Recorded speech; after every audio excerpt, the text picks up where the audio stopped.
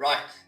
In a country where the roads are held together by a hope, a prayer, and a couple of buckets of tar, today's car review is perfect. It's the new facelift of the Toyota Hilux.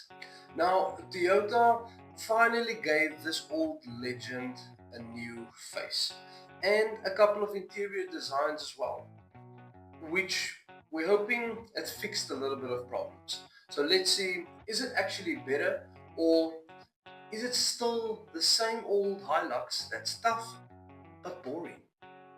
Your prices on the Toyota Hilux starts around 400,000 for the basic workhorse, and it goes all the way up to R1,000,000 for the all spec or the full spec um, Legend 55 and the GR Sport.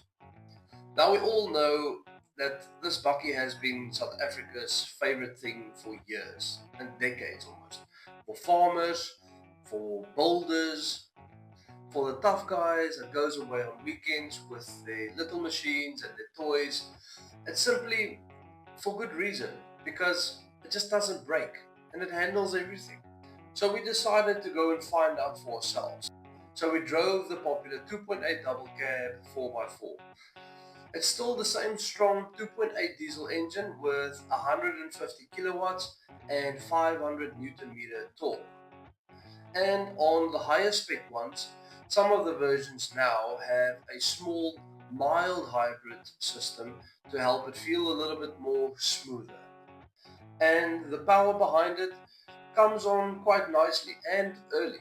So overtaking with a caravan or with a full load feels quite easy.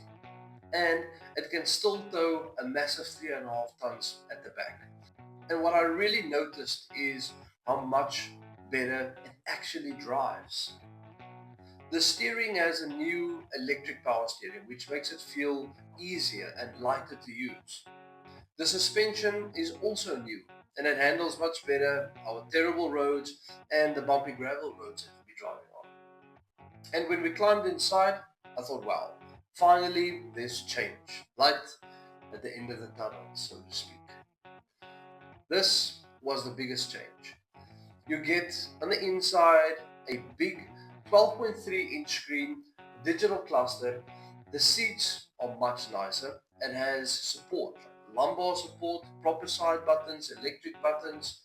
The aircon finally has buttons that works properly, and this was a big plus.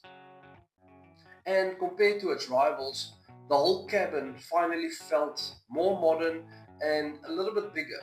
But the most important part was it felt it had that modern feel, not like you were sitting on an old John Deere tractor. These were the things that actually made the Hilux feels better. It was already super reliable, and it holds its value ridiculously, and parts are everywhere. And finally, it doesn't feel like punishment when you're driving on those gravel roads because of the suspension, and your intestines aren't being shaken out anymore. But let's be honest, it's still not perfect. The thing that really bugs me the most, I think it's almost price. And they weren't scared to push it up a lot.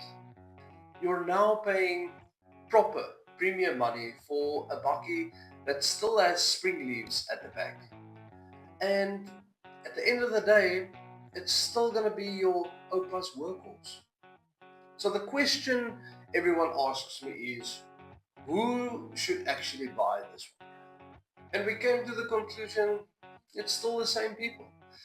If you're a farmer who needs something that just keeps on working and never dies, or if you're a builder who can't afford downtime, or if you're that dad with a family that wants a tough Bakkie to go away on weekend trips to enjoy all your toys, then the Hilux still makes the most sense in South Africa, because you still get most of the perks. The resale value is mad.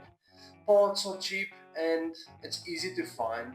And again, this Bakkie just refuses to die. So that's why I think it still beats the Ford. it still beats the Isuzu D-Max when it really counts. Look, this Hilux is never going to make your heart race with excitement or make your hair stand up at the back. But for what it is, it's still king of all the Bakkies. And when the zombie attacks come and the world ends, I'd rather have this in my driveway than some fancy European sports car.